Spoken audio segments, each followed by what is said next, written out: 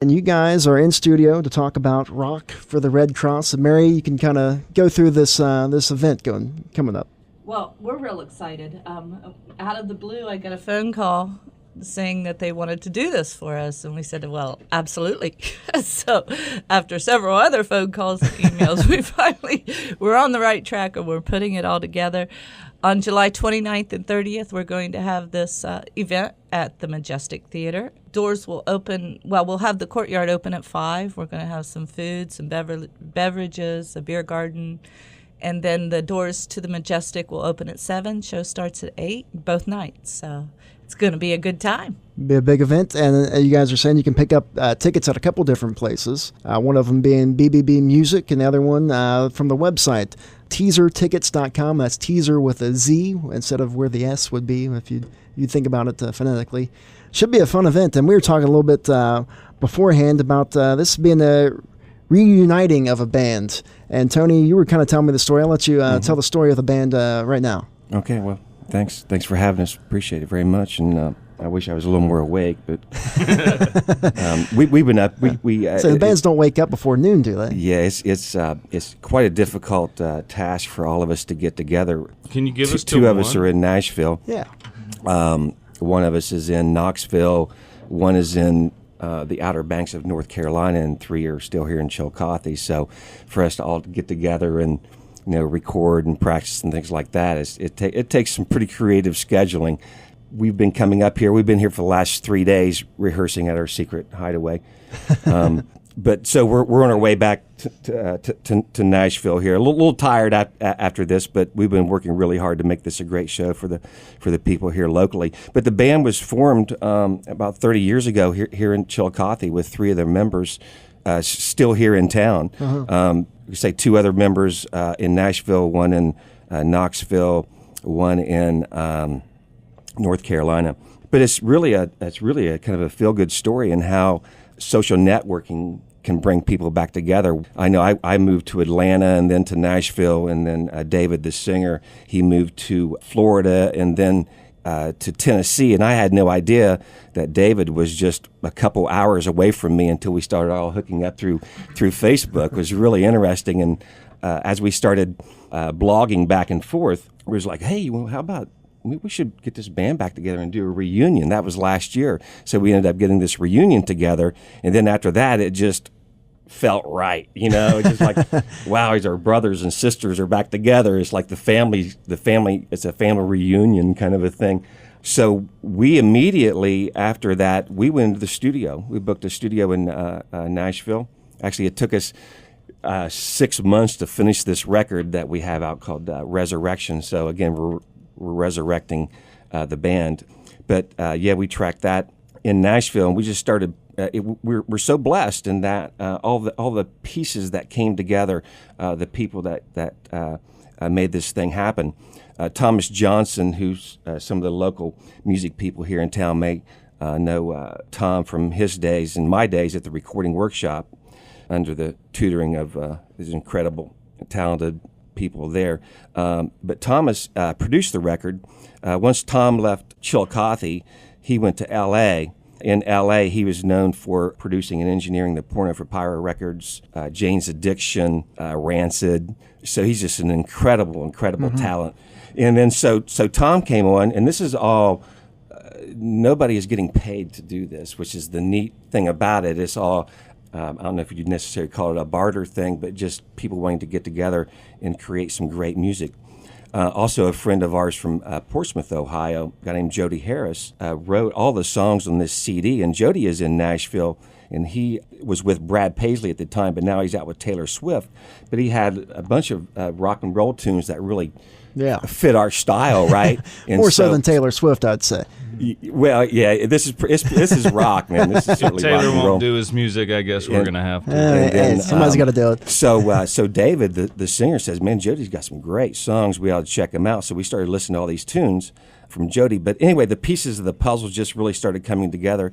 Another gentleman locally here, Joe Kaiser, was some of you folks may know Joe, who was out with Keith Urban, and he's out with Sugarland right now. He ended up doing a lot of our photography for the record, and of course Derek over here ended up doing the actual layout, which is a really cool looking record. So Joe came on, did our band photos, and he also hooked us up with his friend Jason Jinks, who works for Moo TV down in Nashville, who come out to do a video shoot at Ocean Way Studios. And Jason is with Jason Aldean. He does all of his videography type work, but it's just we're just blessed as all these people come together and just has made this really, really an exciting project for everybody. So. And you talked about this all coming together after years and years. You guys started it 30 years ago, you say. How long has it been since you guys played collectively as a group? You say you started 30 years. Well, the band broke up. I think I broke up the band, or maybe it was Yoko. Okay, who's I think Yoko broke this thing up. When they broke up, I was in a stroller or something. They formed 30 years ago, and I'm 30 years old. So you're not necessarily a founding father of the band. Well, his father is a founding father. Although my father is a founding father. Yeah, he's carrying on the tutelage there.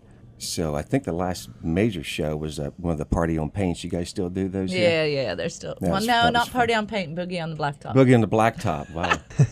Or in the courtyard at the Majestic, so we can resurrect. You guys have grown so fast here, it's hard to keep up with all this. But yeah, we were playing a Party on Paint, and the audience wouldn't let us stop playing, and so we were kind of torn between being arrested or playing more music. So we decided to play more music.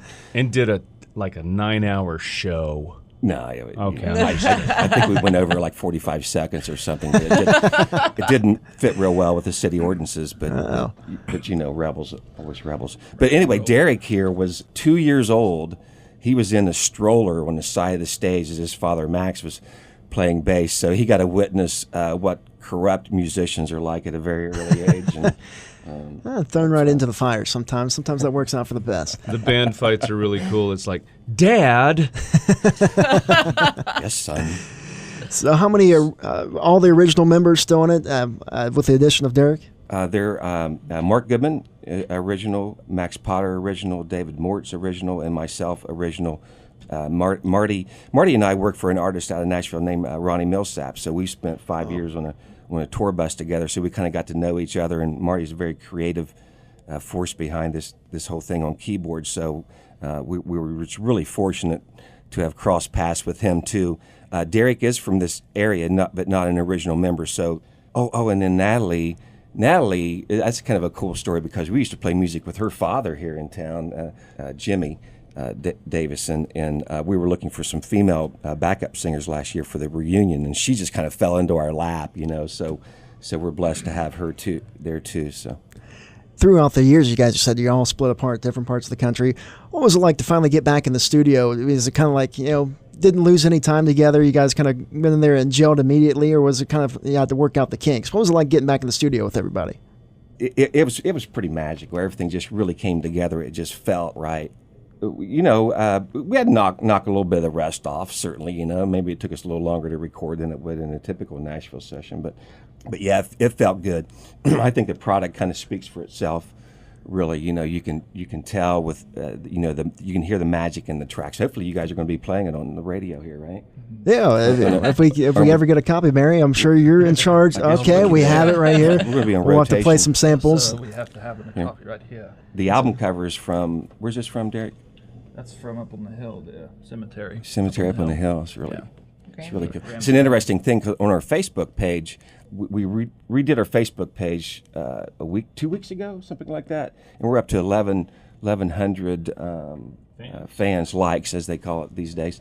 But the album cover is of this graveyard in the. Is that you, Derek? I think so. That looks a lot like you. You'd never know. It's just not back in the stroller days, is it? Not in the store. But the thing of it is kind of gothy looking, So we've been getting all of these likes on Facebook from these goth music fans. It's kind of an odd thing, but hey, we'll take what we can get. Bring it, goth to Chillicothe. I think, though, that they'll enjoy the Fools for Own. I was listening to the Dead Oh, man, song. that band is awesome. They're amazing.